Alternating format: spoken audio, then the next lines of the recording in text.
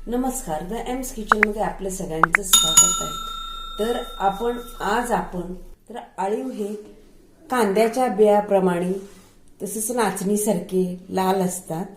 नाचणी ही अशी गोल असते आणि आळीव हे चपटे आणि लांबट असतात। त्यामध्ये कन्फ्यूज होण्याची शक्यता आहे। पॅकेटमध्ये आळीव मिळतं, ते स्वच्छ असतं, ते तुम्ही परत स्वच्छ करून पण घ्या। तरी आता थंडी आहे, थंडीत आळीवाचे पदार्थ, आळीव हे उष्ण आहे, त्यामुळे आळीवाचे पदार्थ किंवा आळीवाची खीर 8 दिवसाला खावी। तर आपण आज इथं पौष्टिक असं लोह कॅल्शियम आणि व्हिटॅमिन अशा रिच गुणांनी युक्त असलेले पौष्टिक असे आपण आळीवाचे लाडू बघणार आहेत। तर आपण थोडीशी वेगळी पद्धत बघणार आहेत। तर कुणी पाण्यामध्ये भिजवतं आळीवाला, कुणी नारळाच्या पाण्यामध्ये भिजवतो, कुणी दुधामध्ये भिजवतो, कुणी साध्या पाण्यामध्ये भिजवतो। तर आपण आता इथे वेगळी पद्धत घेणार आहे, ही साईडला ठेवूया आपण।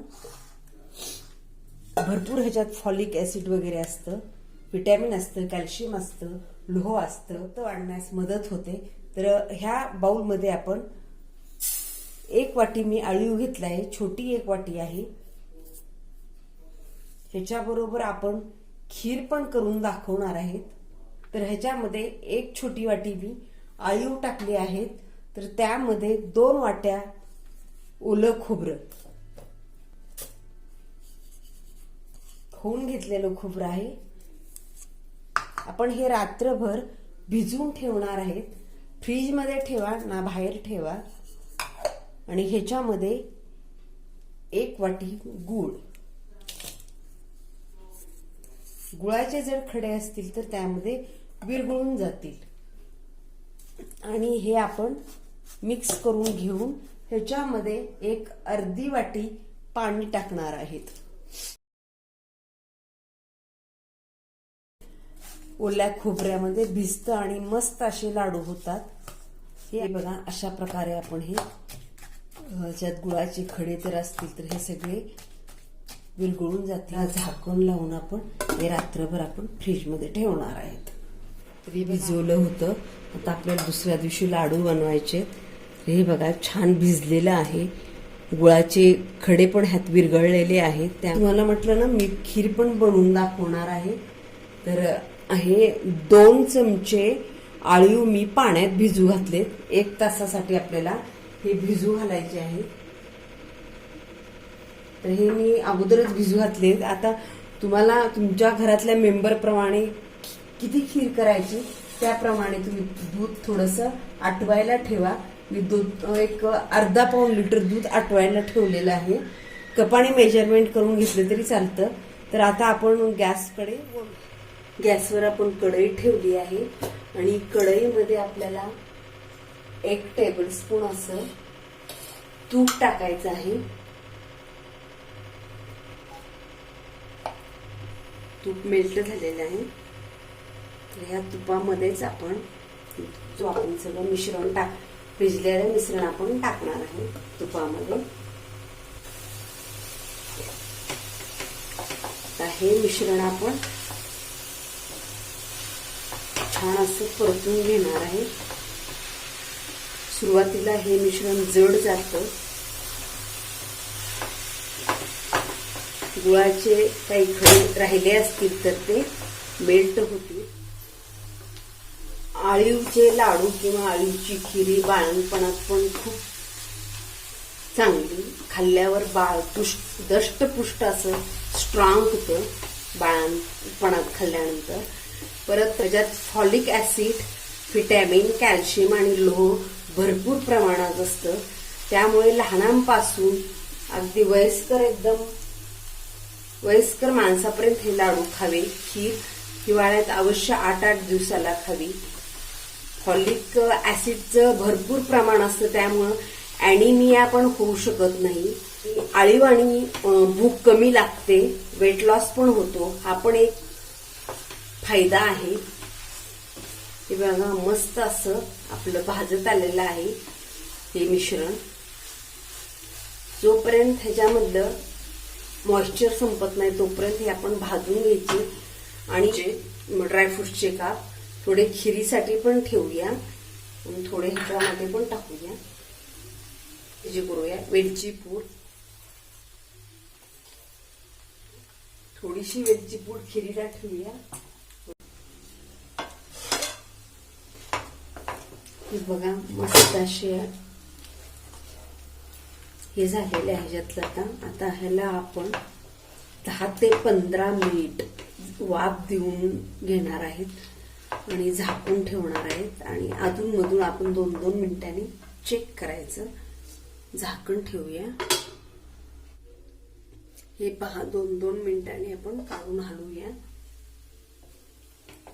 हे लाडू ज्यांना सर्दी आणि कफ झालाय अशा व्यक्तींनी खाल्ले तरी सर्दी आणि कफ कमी होण्यास मदत होते.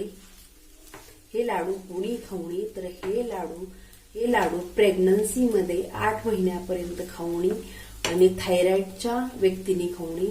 थायरॉइडच्या व्यक्तीने जर हे लाडू खाल्ले तर थायरॉइडचे प्रमाण वाढण्याची शक्यता असते. आणि प्रेग्नन्सी स्त्रियांनी पण हे लाडू खायचे नाही. त्याच्यात खूप भरपूर अशा प्रमाणात उष्णता असते. टोटल 11 मिनिट झालेले आहेत. अधूनमधून आपण 2-2 मिनिटाला काढून चेक करून हलवतो. तर आपलं आता लाडवाचं मिश्रण जे आहे ते रेडी झालेलं आहे. हे पहा सगळं मोकळं मस्त झालेलं आहे. गॅस बंद करून घेऊया. अर्ध्या तासासाठी झाकून ठेवूया आणि कोमट झाल्यानंतर मग ह्याचे लाडू वळून घेऊया. हे बघा 1 तास झालेले आहेत. जरी हे मिश्रण कोरडं झालं तरी हे गूळ असतं, ओलं खोबरं असतं, त्यामुळे लाडू इझी आपल्याला बांधायला येतात. हे बघा काही गरम करायची पण गरज लागत नाही. फक्त शेवटी टीप लक्षात ठेवायची की आपलं ज्यावेळेस मिश्रण कोरडं होईल गॅसवर त्यावेळेस 15 मिनिट वाफ द्यायची वरी एखादी प्लेट किंवा काहीतरी झाकून आणि 2-2 मिनिटाला हलवायचं. कारण आणि खाली म्हणजे करपणार नाही. आणि एक आणखीन लक्षात ठेवायचं की अळीवाचे लाडू किंवा डिंकाचे कोणतेही लाडू करताना जाड बुडाचं भांडं वापरायचं जेणेकरून म्हणजे तळाला आणि हे चिटकत पण नाहीत लाडू, इतके छान होतात. आणि हे बघा किती मस्त असे वाटत पण नाहीत की हे ओल्या खोबऱ्याचे आहेत म्हणून. इतके मस्त असे आटरून आणि घट्ट झालेले आहेत. आणि थंड झाल्यानंतर हा पहिला मी लाडू बांधलाय. थंड झाल्यानंतर आणखीन खूपच मस्त असे होतात. आणि हे लाडू बंद डब्यात जरी ठेवले तुम्ही तरी त्याला उघडून 1-2 तास ठेवा. जास्त जर काळ तुम्हाला ठेवायचे असतील तर हे शक्यतो फ्रीजमध्ये ठेवा. पण हे लाडू लगेच संपतात. 8 दिवसात घरात तर 4-5 मेंबर असेल तर प्रत्येकाला 1-1 लाडू संपून जातात. हे लाडू भरपूर उष्णता असणारे आहेत. सर्दी, खोकला, कफ यापासून हे दूर ठेवतात. अवश्य तुम्ही आत्ता हिवाळ्यात हे लाडू बनवून खावा. बाळंतपणात पण हे लाडू अवश्य खातात. जे म्हणजे झालेली डिलिव्हरी झालेल्या बाईंची जीज भरून येते. बाळ दष्टपुष्ट होतं, स्ट्रॉंग होतं. सगळे लाडू असे वळून घेऊया.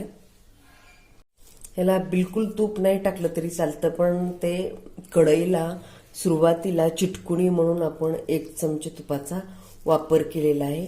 हे लाडू आळीव आहेत ना ते चावले जात नाहीत, गिळले जातात. त्यामुळे तुम्ही जर तुमच्याकडे ओलं खोबरं अवेलेबल असेल तर अवश्य हे लाडू बनवा.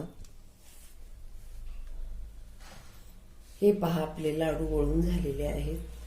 खूप छान झालेले आहेत. ओल्या खोबऱ्याचे पण वाटत नाहीत वरून. तर हे पहा मी तुम्हाला दाखवते एक लाडू फोडून. हे पहा खूप सुंदर झालेलं आहे. अर्धा पाऊण लिटर मी दूध घेतलं होतं आणि ते छान आटलेलं आहे. तर त्याच्यामध्ये आपण 2 टेबलस्पून असे आळू भिजू घातले होते ते आपण घालून घेऊया. आता तुम्हाला खीर कशी पाहिजे म्हणजे किती घट्ट पाहिजे त्याच्यावर पण डिपेंड आहे. पातळ पाहिजे असेल तर तुम्ही आटवून घेऊ नाही घेतलं तरी चालतं. पण मला थोडीशी घट्टसर खीर पाहिजे. ही खीर तुम्ही हिवाळ्यात 8 दिवसाला खावा ज्यांच्यामध्ये लोह कमी आहे, लोह वाढीस मदत होते. कारण फास्ट आपण खीर करून लगेच खाऊ शकतो. पाण्यामध्ये भिजवल्यामुळे लगेच फुगतात ही आळी 1 तासात आणि शिजायला वेळ लागत नाही. गाठी वगैरे असतील तर तुम्ही फोडून थोडेसे ड्रायफ्रुट्स आवडीनुसार टाका, नाही टाकले स्किप केले तरी चालतात. खिरीमध्ये तुम्हाला साखर टाकायची असेल तर तुम्ही साखर पण टाकू शकता. तुम्हाला गूळ जर टाकायचा असेल तर दूध कोमट करून टाका. खिरीमध्ये मी साखर टाकणार आहे. 4 ते 5 चमचे अशी साखर टाकलेली आहे. मस्त आपली खीर आळीवाची खीर उकळायला लागलेली आहे. छान त्याला दाटसरपणा आलेला आहे. आता ह्याच्यामध्ये वेलची पूड. दुधामध्ये आळीव टाकताना लक्षात ठेवा गोळा होईल. पाण्यात असतं ते भिजलेलं, ते गाठी व्यवस्थित दुधात गेल्यानंतर स्पॅच्युलाने किंवा चमच्याने असं व्यवस्थित फोडून घ्या. तर आपण आता ते गॅस बंद. ही पहा आपली खीर रेडी. कॅन्सरला पण लढा देतो. त्याचे मसल्स वगैरे ह्या लाडूमुळे खूप छान सेल्स वगैरे निर्माण छान होतात. त्यामुळे कॅन्सरवर पण लढा देऊ शकतो. रिच गुणांनी युक्त असलेले पौष्टिक लाडू आणि आपली आळीवाची खीर तयार झालेली आहे. तर हिवाळ्यात तुम्ही ह्या लाडवाच्या प्रमाणात 15 ते 20 लाडू तयार होतात. साईज आपल्या करण्यावर आहे. हा लाडू खाताना एकदम गुळगुळीत लागत नाही कारण ह्याच्यामध्ये भरपूर ओलं खोबरं असल्यामुळे मुलं अवश्य हे लाडू खातील. आणि खीर पण आपली रेडी झालेली आहे. हे बघा मस्त अशी खीर झालेली आहे. 1 कटोरीवर जर तुम्ही सकाळी ही खीर ब्रेकफास्टला खाल्ली तर तुमचं जे काही तुम्ही नाश्ता करता त्याच्याबरोबर तुमचं एकदम फुल एनर्जीने असं पोट भरलं जातं. तर तुम्ही ह्या हिवाळ्यात अशा सर्व व्हिटॅमिन्स, कॅल्शियम आणि लोहयुक्त गुणांनी युक्त असलेले रिच पौष्टिक अशी आळीवाची खीर आणि माझ्या पद्धतीने लाडू बनवून त्याचा तुम्ही आस्वाद घ्या. व्हिडिओ आवडल्यास कमेंट बॉक्समध्ये त्याच्या प्रतिक्रिया द्या. ही फ्रेंड सर्कलमध्ये, फॅमिली मेंबरमध्ये शेअर करा. बेल आयकॉन दाबा जेणेकरून मी जे नवीन व्हिडिओ टाकते त्याचं नोटिफिकेशन तुम्हाला मिळेल आणि तुम्ही व्हिडिओ माझा मिस करू शकणार नाही. स्वस्थ राहा, मस्त राहा, आनंदी राहा आणि असंच खात राहा. वेळात वेळ काढून आवडीने असा व्हिडिओ पाहिल्याबद्दल धन्यवाद.